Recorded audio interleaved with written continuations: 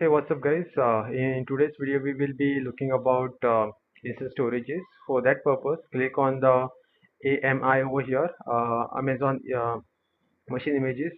Now, if suppose I want the image of the Ubuntu, so I will click on the public images over here on the first place. Then I will search for Ubuntu and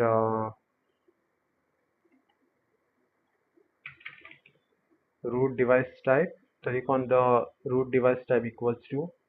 Then click on the instance storage. So now we are getting all these images with the instance storage. So basically, we prefer the images with the instance storage if we don't want the latency in the data. Okay. So if there is a read write operations and all, where we want data storage to be provided to us inside of the image only, that time we go for this instance storage images.